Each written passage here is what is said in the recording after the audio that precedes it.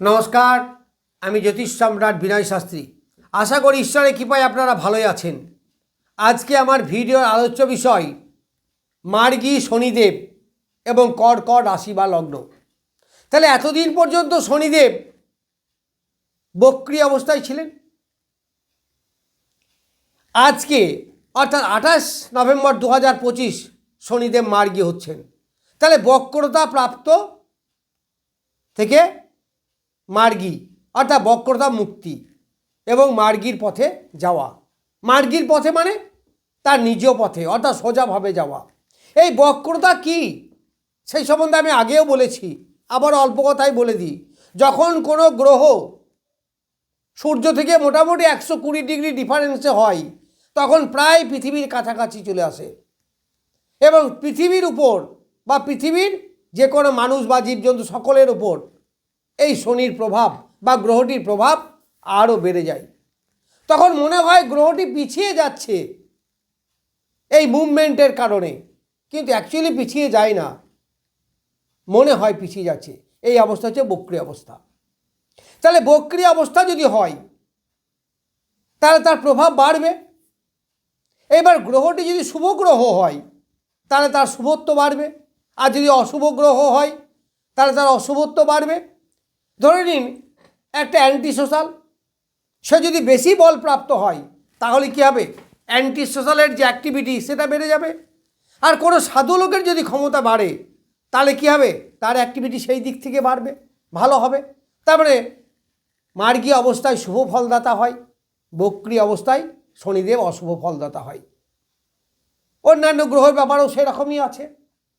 তার মানে এতদিন পর্যন্ত এই 139 দিন শনিদেব প্রচণ্ড ডিস্টার্ব করেছে এই কর্কট রাশি বা লগ্নে জাতক জাতিকাদের। তাছাড়া শনিদেব এই কর্কট রাশি বা লগ্ন সাপেক্ষে সপ্তমপতি এবং অষ্টমপতি। আবার চন্দ্র, আমরা বলি চন্দ্রের কোনো শত্রু নেই, কথাটা কি অ্যাকচুয়ালি তাই? আমরা সাধারণ কথা অনেকভাবেই বলে থাকি, যেগুলো কিন্তু আসল নয়। যেগুলোর মধ্যে একটু ডিপে গেলে তখন সেই ডিফারেন্সগুলো আমাদেরকে বিচারের সময় ধরতে হয়। এছাড়া ডিগ্রিগত ব্যাপার, শনিদেব আছে এখন 11 ডিগ্রিতে 25 নক্ষত্রে। বিচারের ডিগ্রি এবং নক্ষত্র কিন্তু সব থেকে বেশি ভাইটাল। আমি এমনও দেখেছি যে কোনো লোকের তুঙ্গস্থ বৃহস্পতির দশায় সে ভিক্ষা করেছে বা রিক্সা চালিয়েছে। আমার কাছে এরকম অনেক ক্লায়েন্ট আছে। আপনি ভাববেন সে কি বৃহস্পতি তুঙ্গ, অনেকেই প্রশ্ন করেন আমার তো বৃহস্পতি তুঙ্গ ক্ষেত্রে আছে, তাহলে আমার এত খারাপ অবস্থা কেন?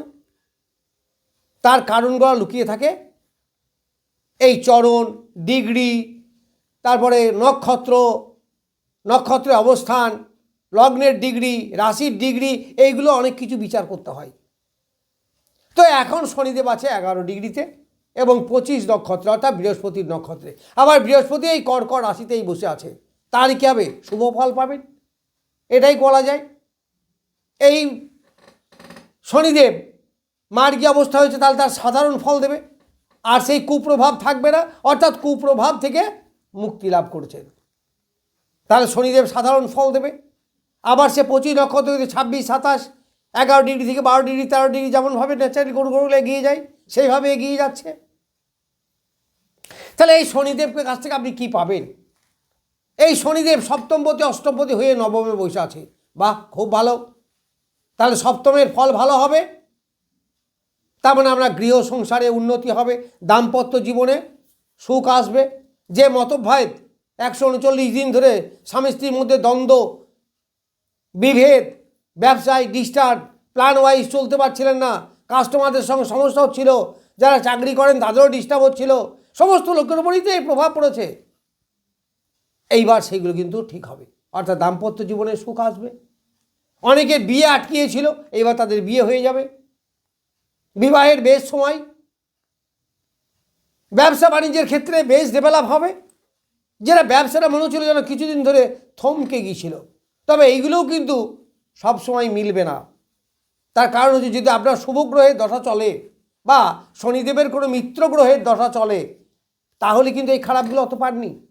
আবার যদি কারো খারাপ দশা চলে থাকে তাহলে তো খুব ডিস্টার্ব হয়েছে, আর যা বলছি তার থেকে আরও বেশি ডিস্টার্ব হয়েছে। ফলে আপনার দশা কি চলছে, আপনার লগ্ন কতটা বলবান, আপনার যে মানে মেন গ্রহগুলো সেইগুলোর অবস্থান কিন্তু জানা দরকার, তবেই ফল মেলামেলির ব্যাপার আছে। তো যাই হোক, এইবার অষ্টমভাবে, তাহলে অষ্টমভাবে বাধা বিপত্তি, প্ল্যান ওয়াইজ চলতে না পারা, এনার্জি লস করা, কর্মের ডিস্টার্ব হওয়া। কারণ শনিদেব হচ্ছে কর্মের কারক গ্রহ, শনিদেব হচ্ছে ডিসিপ্লিনের কারক গ্রহ, শনিদেব হচ্ছে পাংচুয়ালিটি, রেসপন্সিবিলিটি, সেলফ কনফিডেন্স। এতদিন সেলফ কনফিডেন্স খুব ল্যাক করছিল, এখন কিন্তু আর করবে না। এবার আমি এনার্জি সহকারে এগিয়ে যেতে পারবেন। পিতার শরীর স্বাস্থ্য বেশ ডিস্টার্ব করছিল, কারণ শনিদেব মার্গী অবস্থায় ছিলেন। পিতার পায়ের দিকে সমস্যা, নার্ভের প্রবলেম, দাঁতের প্রবলেম, হাড়জনিত স্পন্ডিলাইটিস, এই সমস্ত প্রবলেম, এইগুলোতে বেশ ভুগছিলেন। এইবার সেগুলো আস্তে আস্তে অনেকটা ঠিক হয়ে যাবে।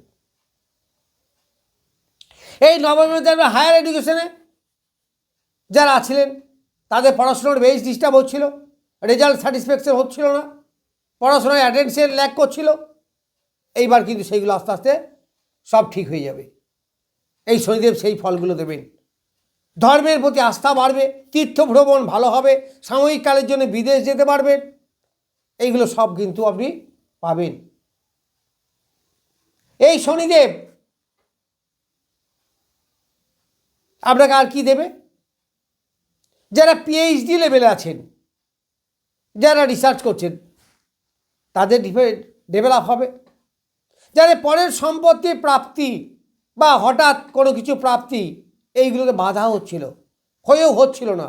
যে কোনো কাজ অনেকটা এগিয়েও ঠিক সাকসেস যেন আসছিল না, বা সাকসেস এলেও অনেক ডিস্টার্ব, একটা স্ট্রাগেল এইগুলো যেন ছিল, সেইগুলো থেকে আস্তে আস্তে আপনারা মুক্তি লাভ করবেন, সফলতার দিকে এগিয়ে যাবেন, ভাগ্যের সহায়তা আপনি এই সময় পাবেন। এই কর্কট রাশি বা লগ্নে 3টে নক্ষত্র আছে, প্রত্যেকটা রাশি বা লগ্নেই 3টে করে নক্ষত্র আছে, আপনারা জানেন।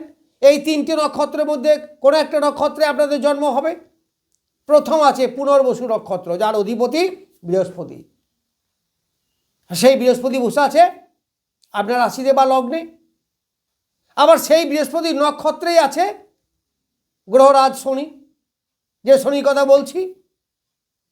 তাহলে যাদের পুনর্বসু নক্ষত্রে জন্ম, তাদের শরীর স্বাস্থ্য, মন মানসিকতা, এগিয়ে যাওয়ার উদ্যম, এনার্জি, এইগুলো বেড়ে যাবে। যেগুলো আজ পর্যন্ত ডিস্টার্ব করছিল, এখন কিন্তু আর করবে না। যাদের পুষ্যা নক্ষত্রে জন্ম, পুষ্যা কার নক্ষত্র? শনিদেবেরই নক্ষত্র। তাহলে এই শনিদেবের নক্ষত্র যাদের পুষ্যা নক্ষত্রে জন্ম, তাদের বেশ ভালো সময়, মানে খুব ভালো সময় বলতে পারেন। কারণ শনিদেব আছে এখন বৃহস্পতির নক্ষত্রে, সেই বৃহস্পতি তুঙ্গ অবস্থায় নিজের নক্ষত্রে বসে আছে, তাহলে বৃহস্পতির ফলও পাবে। আবার শনিদেব বসে আছে কার ঘরে? ওই বৃহস্পতিরই ঘরে। ফলে বৃহস্পতির দ্বারা একটা ভালোভাবে প্রভাবিত হবে। একে আমরা অনেক সময় গুরুশৈরী যোগ বা ধর্মকর্ম যোগ বলি। ফলে ধর্মের প্রতি যেমন আস্থা আসবে, কর্মের প্রতি এনার্জি সেরকম আসবে, কর্মের সফলতা আপনি সেরকম পাবেন, ডিসিপ্লিন অনুসারে এগিয়ে যেতে পারবেন, আটকে যাওয়া কাজ এইবার সফলতা পাবেন, অর্থাৎ বাধা মুক্ত হবে। এইবার বলি যাদের অশ্লেষা নক্ষত্রে জন্ম, অশ্লেষা মানে কার নক্ষত্র? বুধের নক্ষত্র। তাহলে এই অশ্লেষা বুধ এবং শনি হচ্ছে মিত্র গ্রহ। তাহলে অশ্লেষা নক্ষত্রে যাদের জন্ম, অর্থাৎ যাদের জন্ম নক্ষত্র অশ্লেষা বা 9 নক্ষত্র, তাদের কিন্তু বেশ সফলতা পাবেন, বেশ ভালো সফলতা পাবেন, সার্বিকভাবে একটা সাহায্য পাবেন, বন্ধুত্বপূর্ণ আচরণ। অনেকে বন্ধুদের সঙ্গে ব্রেকআপ হয়েছিল, সেগুলো এবার ঠিকঠাক হয়ে যাবে। এইগুলো আপনারা সব পাবেন। পিতার শরীর স্বাস্থ্য ভালো থাকবে, মন মানসিকতা ভালো থাকবে, ধর্মের প্রতি আস্থা বাড়বে, কর্মের প্রতি আকর্ষণ বাড়বে, এনার্জির সঙ্গে আপনি কর্ম করতে পারবেন। এইগুলো আপনি সব পাবেন। কতদিন ধরে পাবেন? যতদিন শনিদেব মার্গী অবস্থায় থাকবে। তবে এখন 25 নক্ষত্রতে আছে, এরপর 26 নক্ষত্র মানে শনিদেবের নিজের নক্ষত্র উত্তর ভাদ্রপদ, তখন তার আবার একটু পরিবর্তন হবে। সেটা কেমন হবে আমি সেই অবস্থায় ভিডিও ছাড়ব। কিন্তু এখন যতদিন এই 25 নক্ষত্রে থাকবে ততদিন পর্যন্ত কিন্তু শনিদেব যথেষ্ট ভালো ফল দেবে এই কর্কট রাশি বা লগ্নের জাতক জাতিকাদের, এতে কোনো সন্দেহ নেই। যাই হোক, আমি কর্কট রাশি বা লগ্নের ওপর মার্গী শনিদেবের প্রভাব কেমন হতে পারে সেই সম্বন্ধে কিছু বললাম। নমস্কার, আজ এই পর্যন্তই।